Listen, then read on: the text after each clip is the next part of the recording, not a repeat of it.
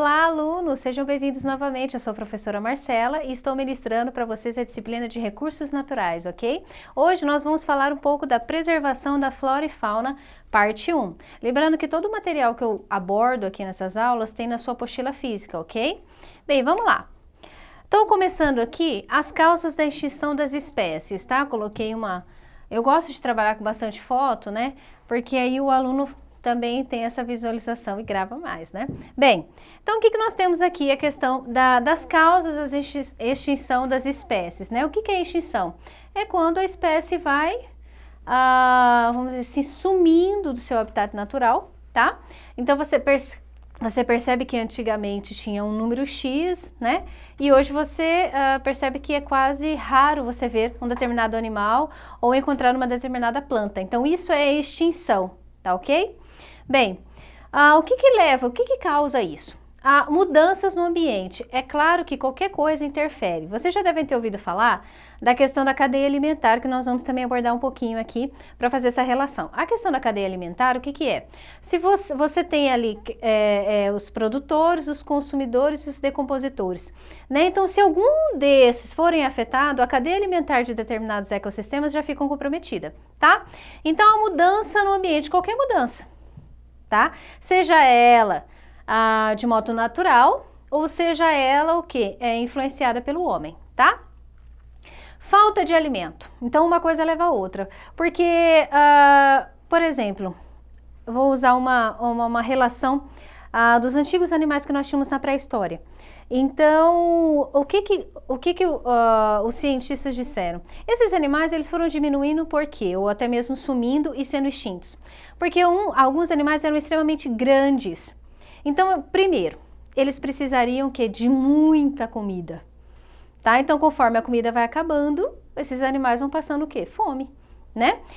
E também a questão do espaço, né? Por exemplo, um detalhe aqui, uma onça pintada, por exemplo, ela precisa ir de mais ou menos uns 80 quilômetros para que ela consiga se exercitar, tá? Ela tem um raio aí de vivência, né? De 80 quilômetros. Então, quer dizer, cada onça precisa desse espaço territorial para poder se exercitar, caçar e o que? Desenvolver o seu organismo, vamos dizer assim, de uma forma satisfatória, tá? Isso interfere também o que? Na produção, ou seja, na procriação, quando ele vai procriar e ter filhotes. Então, olha até onde vai, né? Bem, dificuldades de reprodução, como eu estava acabando de falar. Então, às vezes, os animais não estão em plena saúde para se reproduzirem, tá? Então, a qualidade, já li estudo sobre isso, que a qualidade, às vezes, do esperma do macho não está boa. Devido ao quê? Essa falta de desempenho, tá? Disponível o quê? Que ele tem que correr tantos quilômetros por dia, ele tem que caçar, enfim, tá? Então, isso também é uma causa de extinção. O tráfico de animais. O tráfico de animais, ele ocorre mais o quê? Em países tropicais, tá? Então, países como Ásia, Brasil, Tailândia, exportam muito animais silvestres, né? O que é uma pena, né? Bem, o desmatamento, que nós vamos falar também um pouco mais, que é a questão do desmatamento das florestas, tá ok? Então, você desmatando, você acaba praticamente com o habitat de todos os animais que ali residem, tá? Inclusive as plantas, tá? As queimadas também, né? Até mesmo por causa da poluição. Então, aqui vocês estão vendo, ó, imagina, a variedade, essa foto, ela faz alusão ao quê? Animais mundialmente, tá? Mas é claro que a gente tem aí espécies aqui no Brasil, tá? Que sofrem esse perigo de extinção. A caça predatória, como eu já havia falado para vocês, por exemplo, houve uma época no Pantanal que era permitida a caça da onça e também do jacaré, ok? Hoje já não é mais. Bem, a poluição da água, do ar e do solo. É isso que nós vamos especificar a partir daqui. Eu vou falar primeiro da poluição da água, tá? Depois a gente parte para água e solo, para ar e solo. A água contaminada é aquela que é capaz de colocar em risco a saúde da população, tá? Porque o que acontece? Às vezes, por um processo natural, a água pode estar suja, turva, até mesmo a gente vê isso em vários rios, né? Quando chove demais, a chuva arrasta a lama para dentro do rio e ela fica com uma cor diferente. Não quer dizer que ela esteja poluída, tá? Bem, a água poluída, então, ela é o quê? Aquela que oferece risco, apresenta risco para quem a consome, tá? Tanto consumindo, ingerindo, quanto, né, tendo contato com a água, seja através do mar, enfim, tomando banho para lazer, tá? Bem, o que ela tem, né? Agentes patogênicos, tais como bactérias, protozoários, substâncias tóxicas, como os metais pesados, tá? Então, a gente vai ver como que isso acontece. Aqui a gente tem uma foto do quê? Do esgoto sendo jogado, né, a céu aberto aqui no mar, tá? E isso acontece muito no Brasil também. A contaminação da água pode ocorrer por meios de poluição por esgoto, a céu aberto, como está ilustrado aqui, porque o que acontece? A grande parte, né, da população pobre do Brasil e do mundo, claro, sofre com a questão do esgoto a céu aberto, ok? Não tem tratamento de esgoto. Bem, metais pesados, agrotóxico, tá? E fertilizantes, tá? E também a gente sofre com a questão do descarte inadequado, o lixo. A quantidade de lixo produzido no mundo é muito grande, tá? Então aqui, a questão dos agrotóxicos fertilizantes, como isso se dá? Vamos supor que você tem uma lavoura e você usa esse agrotóxico numa determinada quantidade, porém você excede um pouco, né, e tal, e aí vem uma chuva. Então o que acontece? Ela leva esse agrotóxico para o leito do rio, ou ainda ela leva o quê? Para o lençol freático, porque esse fertilizante, esse agrotóxico, ele é absorvido pelo solo. Então ele acaba indo para o lençol freático, tá? Então por isso aí essa briga, né, entre os agricultores e o Ministério do Meio Ambiente, da questão da liberação de tantos números que é permitido de fertilizantes e agrotóxicos no uso de lavoura. Bem, as principais doenças, né, que a poluição da água causa nas pessoas. Vamos lá. Diarreia, giardíase, leptospirose, que vem o quê? Da urina do rato, né? A cólera e a febre tifoide. Então, geralmente, e existem, se vocês pegarem, uma estimativa de morte, por exemplo, de quantas crianças morreram oriundas, né, por causa dessas doenças, tá? Por causa da poluição da água, é muito alto, tá? Bem, substâncias químicas como metais pesados e agrotóxicos. O que pode causar, né? Envenenamento. Então, podem causar danos aí ao sistema nervoso, fígado, rim, podem provocar até mesmo câncer. É claro que, vai causar isso em todas as pessoas? Não. As pessoas que estão mais suscetíveis, as pessoas que já têm alguma doença, né, pré-existente, ou se não, a pessoa que tem já uma predisposição a desenvolver essas doenças, tá? Então, o que acontece? Quando, por exemplo, nas cidades litorâneas, acontece uma pesquisa e falam assim, a água está propícia para banho, o que quer dizer? Não quer dizer que ela está totalmente limpa e livre de poluição, não é isso. Eles têm um fator determinante. Por exemplo, aqui pode, mas ela ainda está poluída. Só que aqui não causa tantos danos para a saúde, tá? Então, a água continua poluída, tá?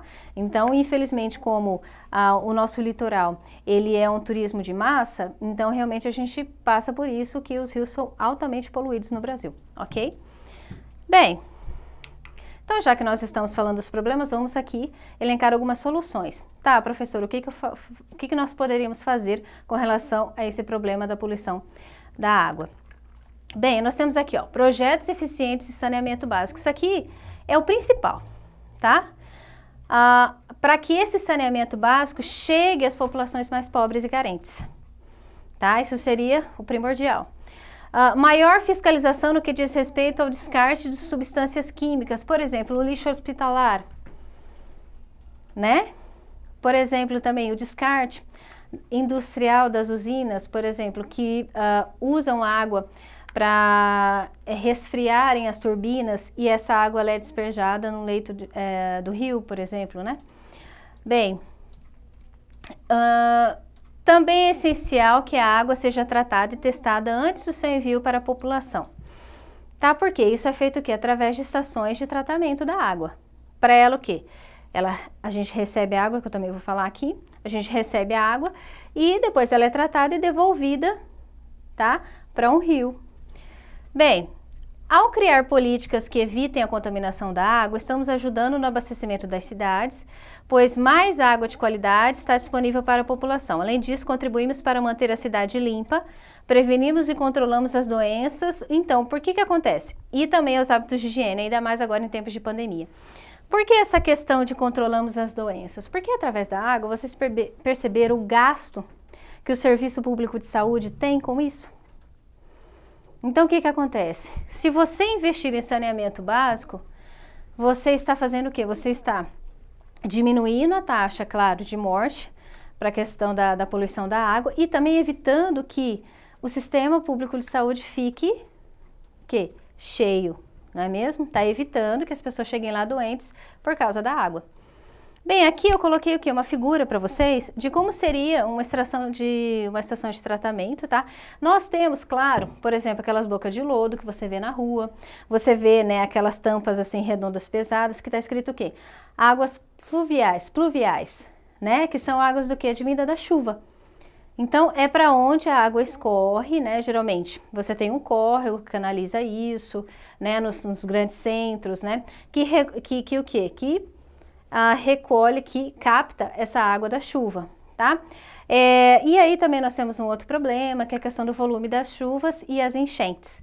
Porque o que acontece? Tem o lixo, que tampa os bueiros também, né, e tem a questão do quê? Do desmatamento.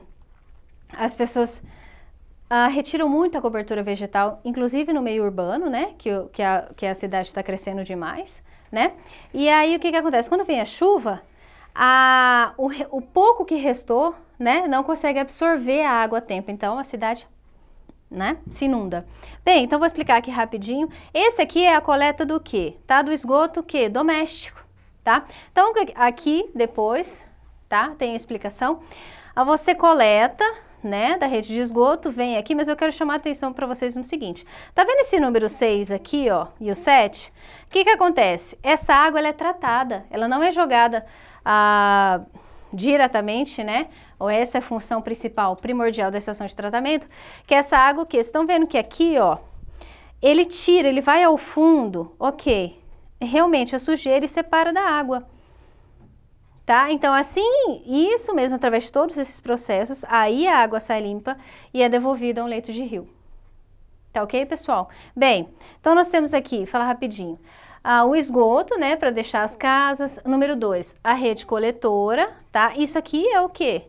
Por debaixo das ruas, tá, pessoal? Quando a gente fala que é a questão da coleta, é isso, tá? 3, rede elevatória, aqui. Os esgotos chegam primeiro à rede lavatória, tá? E depois bombeia.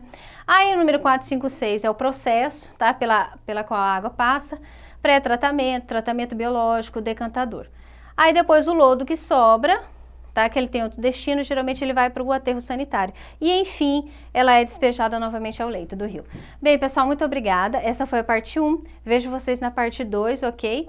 Aí nós vamos falar um pouquinho da poluição do ar e do solo. Muito obrigada, até a próxima.